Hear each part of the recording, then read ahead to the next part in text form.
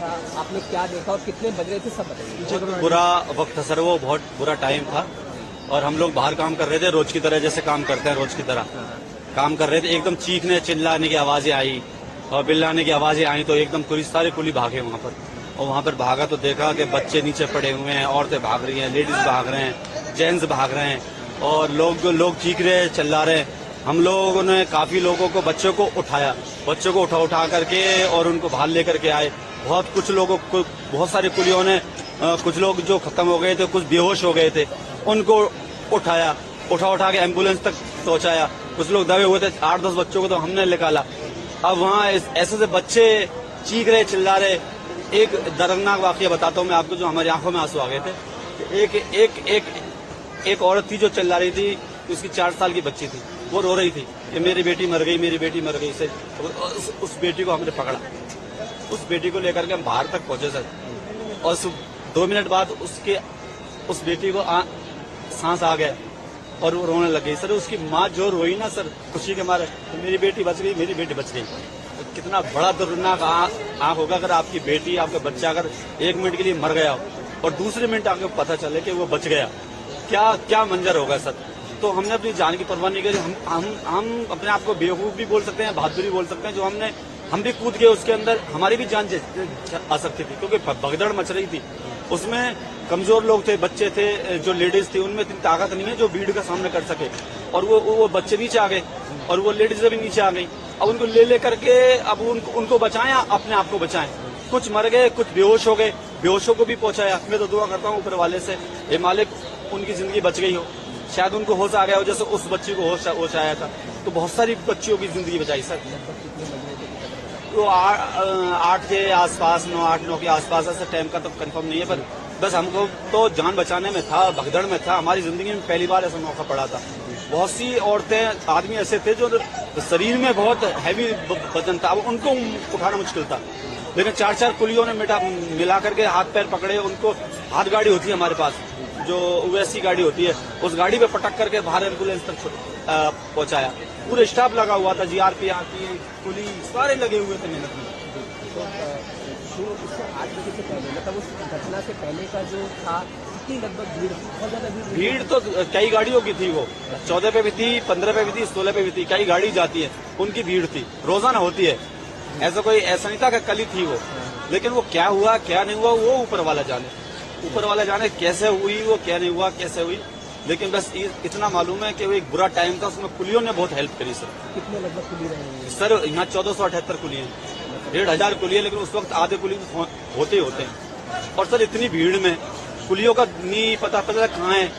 लेकिन जितने भी जो भी मदद थी, हमने उठा करके, हमको रोना है। अब हम अपने आप को उनकी नहीं समझ पाए, रोए। ये हमने पहली बार जिंदगी में, कोई बड़े ऑपरेशन होते हैं उनको तो लोग करते हैं, हम एक मजदूर किस्म के लोग, हमने तो ऐसा मंजर पहली बार देखा जहाँ लोग मर रहे हो, आंखों में आंसू हो, चीख रहे हो, चिल्ला रहे हो। हमारी हिम्मत ही काम नहीं कर रही, तो फिर भी हमने जैसे करके उठाया उनको और उनको ठेले तक पहुंचाया, एम्बुलेंस तक पहुंचाया। कुछ जो हाथ में आ सकते थे, बहुत कुलियों ने मदद करी।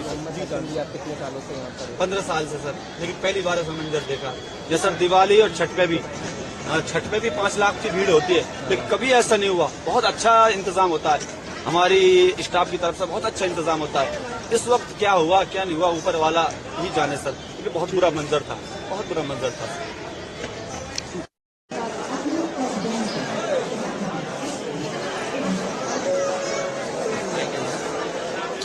यात्रीगण स्पर्धाने दिल्लीनंतर पापामाऊ प्रयागराज को हमारी गाड़ी संख्या 045 पापामाऊ स्टेशन के आने के संकेत प्राप्त हुए हैं। ध्यान दीजिएगा, ये गाड़ी पूरी तरह platform number 16, platform number 16, platform number 16 पर आएगी।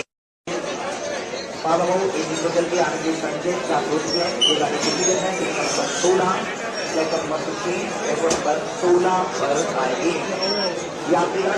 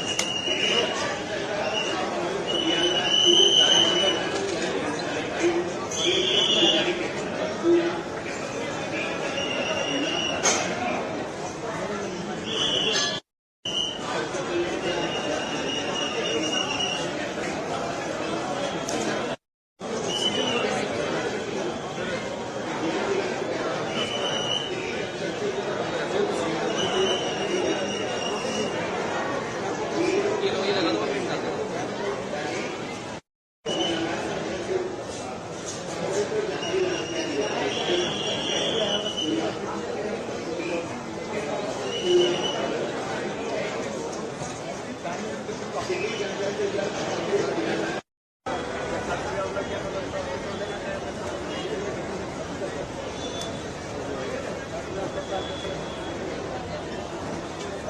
उसी भीड़ में आ रहे थे उधर से, इधर से पब्लिक भागी वापसी तो वहाँ लोग गिर गए, गिरने की वजह से हादसा हुआ ये सब।